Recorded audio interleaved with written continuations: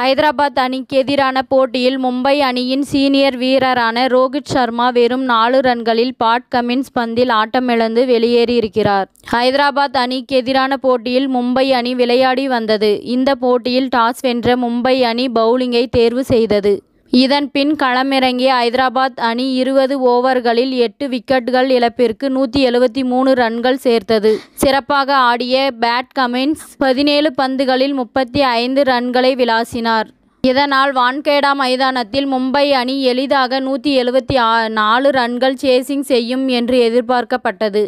இதன் பின் இஷான் கிஷன் ரோஹித் சர்மா கூட்டணி தொடக்கம் கொடுத்தது. புவனேஷ்குமார் வீசிய முதல் ஓவரிலேயே ரோஹித் சர்மா அபாரமாக ஒரு பவுண்டரியை விளாசி அசத்தினார். இதனால் ரோஹித் சர்மாவின் நாளாக இருக்கும் என்று வர்ணனையாளர்கள் பேசத் தொடங்கினார்கள். இந்த சீசனின் முதல் 6 போட்டிகளில் ரோஹித் சர்மா ஒரு சதம் உட்பட 261 ரன்களை விளாசினார். இதனால் கேப்டன்சியை பறித்த மும்பை அணி நிர்வாகத்திற்கு பாடம் புகட்டுவார் என்று அவரின் ரசிகர்கள் நம்பிக்கை தெரிவித்து வந்தனர். ஆனால் அடுத்த 5 போட்டிகளில் ரோஹித் சர்மா வெறும் 65 ரன்களை மட்டுமே சேர்த்துள்ளார். இதனால் ரோஹித் சர்மாவின் பேட்டிங் ஃபார்ம் கேள்விக்குள்ளாக்கப்பட்டது.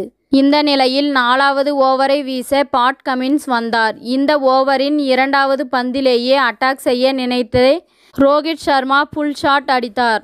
ஆனால் அந்த பந்து எட்ஜ் ஆகி விக்கெட் கீப்பர் கிளாஸின் கையில் சென்று விழுந்தது. இதனால் ரோஹித் சர்மா 5 பந்துகளில் 4 ரன்கள் மட்டுமே எடுத்து பரிதாபமாக வெளியேறினார். அது மட்டும் அல்லாமல் மும்பை அணி 31 ரன்களுக்கு 2 விக்கெட்டுகளை இழந்து தடுமாறியது.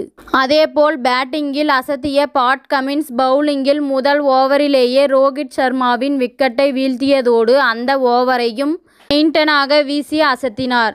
இதனால் ஒட்டுமொத்த வான்கேடா மைதானமும் சின்ன கரகோஷம் கூட எழுப்பாமல் அமைதியானது. இது ரசிகர்கள் மத்தியில் ஆச்சரியத்தை ஏற்படுத்தியுள்ளது. இத்துடன் இந்த செய்தி முடிவடைகின்றது. நன்றி, வணக்கம். மீண்டும் அடுத்த வீடியோவில் சந்திப்போம். மேலும் இதுபோன்ற சுவாரஸ்யமான தகவல்களை அறிய தமிழ் சிறை சேனலை சப்ஸ்கிரைப் பண்ணுங்க, ஷேர் பண்ணுங்க, லைக் பண்ணுங்க மற்றும் கமெண்ட் பண்ணுங்க.